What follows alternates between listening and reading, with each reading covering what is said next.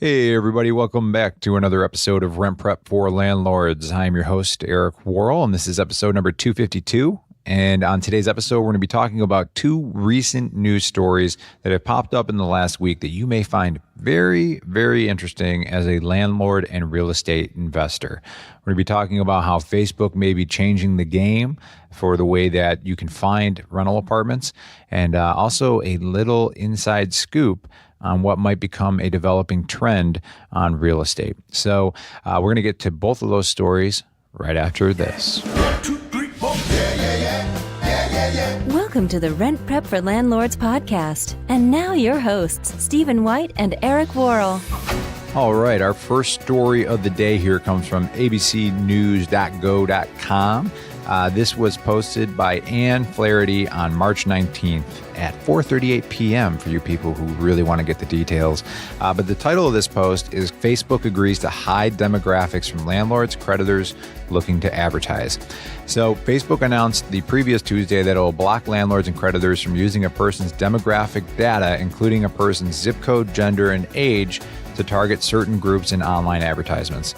The reason this came about is that in the past there were some advocacy groups complaining that you could use demographic targeting on Facebook. So if you had a rental property and you said, you know what, I only want to target people on this zip code who are this age and are this ethnicity to be a renter here, they were complaining that this was discrimination and creating an issue for people who weren't seeing those ads for those rentals that may have been a good fit for them.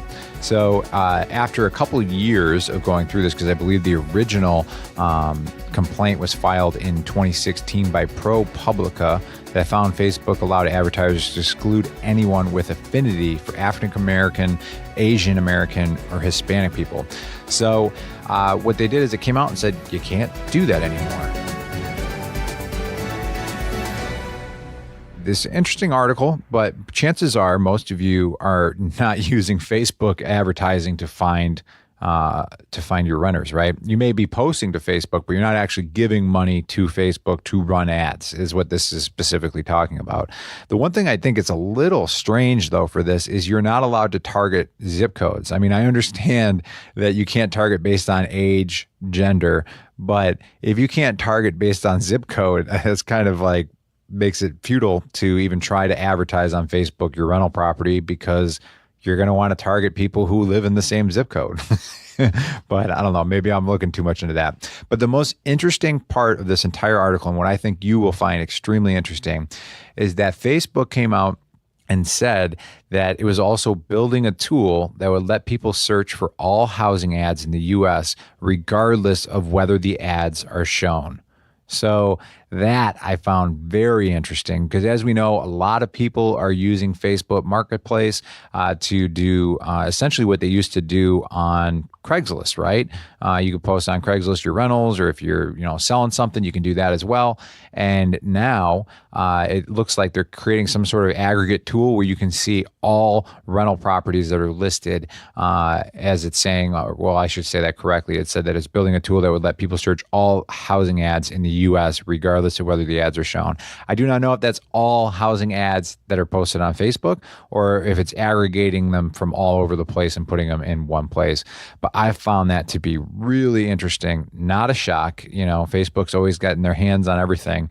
And if there's a new way that they can ingrain you into their platform, they're going to do it. And I think that's super, super interesting to see what rolls out with that. I do know somebody who works for the company. As I mentioned on a previous podcast, Steve and I were invited out to Facebook headquarters. So maybe I'll shoot an email and see if we can get some more information on that for a future podcast. So that's enough on that topic. But I got a really interesting story. You know what? I'm going to give you a real quick story just in case. If you're from Boston, there's a story here from Boston.com. It said that Boston City Council proposal, landlords should provide leases and voter registration too.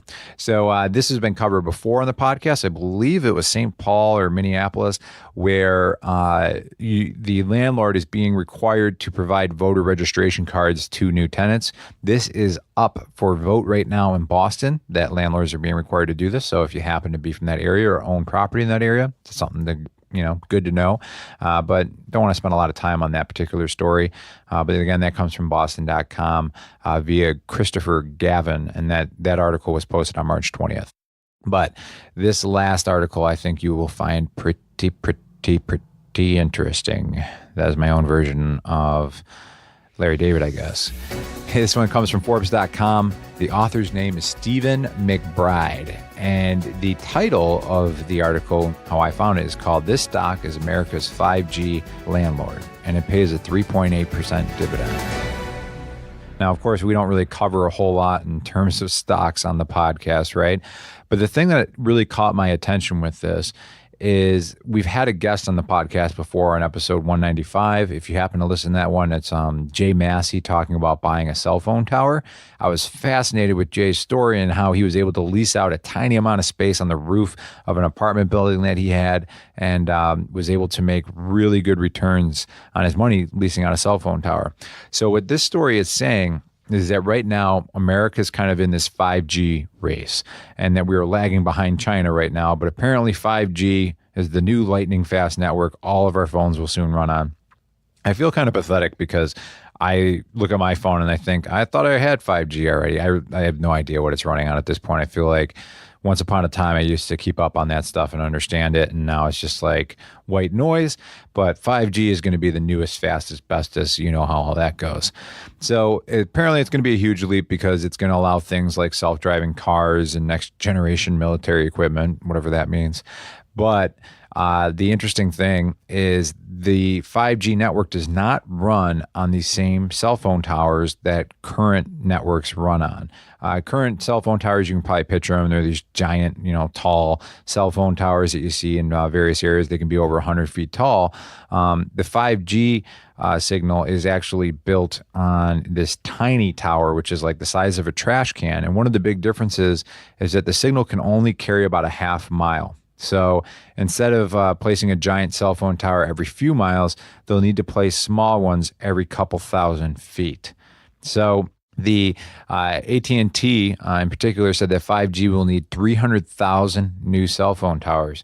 And if you're counting, and probably none of us are, according to this article, there is 220,000 current cell phone towers in the U.S. today. So they are more than doubling the amount of cell phone towers.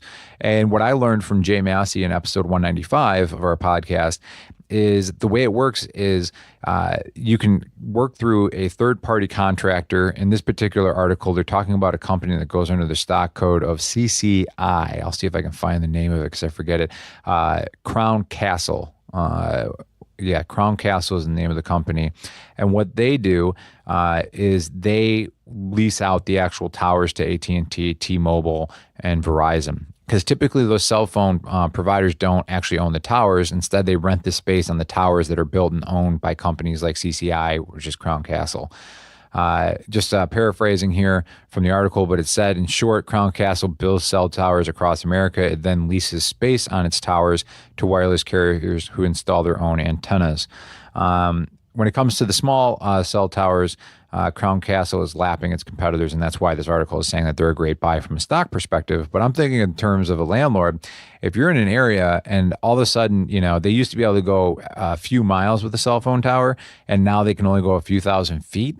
That might be a great opportunity to see if you own a property, even if it's on the top of a building, or maybe it can be on the land where you have one of these 5G towers. I don't know what the payout on those would look like, but I remember from Jay Massey just being shocked that he was getting thousands and thousands of dollars a year for essentially leasing out a tiny, tiny amount of space on his land.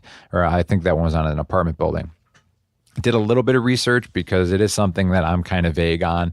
I found this website called steelintheair.com, Steel, S-T-E-E-L. I'll link to the article I'm referencing right now in the show notes for today's episode. But the article that I found from them said how to get your own cell tower. And it said it's 7 steps to get a cell tower on your property. Granted, this might have been written before talking about 5G cell phone towers.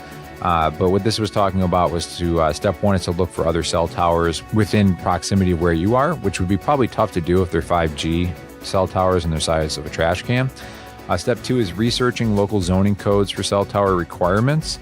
So you can check out your local zoning maps and see how everything works with that.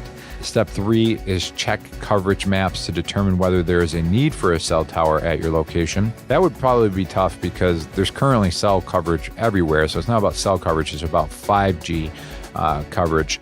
So that might be kind of tough. But step 4 is to put a sign on your property indicating that you are interested in leasing land for a tower. I can't imagine that's going to amount to anything, but what do I know? Maybe, that cell phone leasing tower guy drives down your rental property and is like, hey, we want to put this on your roof and give you an extra $500 a month. But step 5, submit your property to the wireless carriers and tower companies via their websites for consideration. It said, we know of very few occasions where this actually makes a difference, but it's worth being thorough. To submit your property for cell site builds, you will need the following information: your address and size of your parcel, latitude and longitude coordinates, which you can find, online pretty easily, zoning classifications of your parcels, which was mentioned earlier, distance from major roadways, which is probably helpful, right? If people are talking on their cell phones while driving. And step 5 is you want to leave your contact information. So once they have that information, they may be able to reach back out to you. He has some sample letters on here as well. Step 6, sit back and wait. And step 7, if you are one of the lucky ones, let us know. So there you have it, the 7 steps, of which 2 of them are sit and wait, and 7, they accepted it. So really kind of like 5 steps, right? I like to not include sit back and wait in my checklist steps because my checklist will get pretty long for everything. Eric's checklist to make a podcast. Step 1, delay making a podcast. Step 2, make a podcast. Step 3, publish podcast. Step 4, sit back and wait for people to listen to podcasts. Yeah, that's a great checklist. But I will link to this article from Steel in the Air, along with the Forbes article talking about the 5G network and why that there's such an opportunity going on there for cell phone towers. And again, the article is more so pitching you on why it thinks this stock is going to do well, which, looking at the stock's growth, I haven't seen anything crazy over the last year. Everything kind of looks like the normal up and up for that particular stock. But I'm just thinking, if you happen to have properties that would be a good fit for these 5G towers, you might be able to make a good buck without anybody even noticing what it even is on the top of your building. So take a look, check it out. If it ends up working out for you, send me a royalty check. I would love it. I'd really appreciate it. But more than anything, I just want to keep you guys up on the news going on that's affecting real estate investors, landlords, property managers, and renters as well. If you guys didn't check out last week's podcast, definitely check that out. We had on Jay Papazan. It was a great interview. Really excited. We are going to be launching a new program here at RentPrep. It's going to be, kind of testing it out, sticking a foot in the water, so to speak. But a good friend of mine who's been on the podcast twice, Michael Sims, rode a bike with him across New York State in this event called the Empire State Ride. Great guy, high motor. Like, this guy is just like unbelievable, the energy he has, and he can really inspire other people. So what we're going to be doing is a weekly post in the Facebook group on Mondays, I think like probably noon, 1 o'clock. And we're going to ask people to share one thing that they want to accomplish that week. And I'm going to be sharing my goals as well. I'm not sure if Mike will. He probably will. He's a pretty goal-oriented guy. But we're going to be using these weekly live videos, real short, 5 minutes. Mike's going to get us fired up. He's going to yell at me probably. And we're going to commit to one thing that we want to get done that week that's going to contribute to a larger goal that we're working on.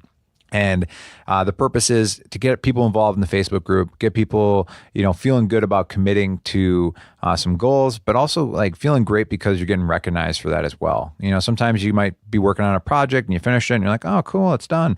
But, it's nice if you got some crazy lunatic from Long Island who's yelling at you and saying what a great job you did with that. So if that sounds like something you're interested in, check out the Facebook group on Monday. Will be our very first video where we'll kind of explaining in the project, and I'll be making some commitments and following up with it each Monday, and having kind of an accountability program if you're interested in that. So look forward to seeing the response on that. If you do have questions or suggestions on that, feel free to email me, Eric, URIC at rentprep.com.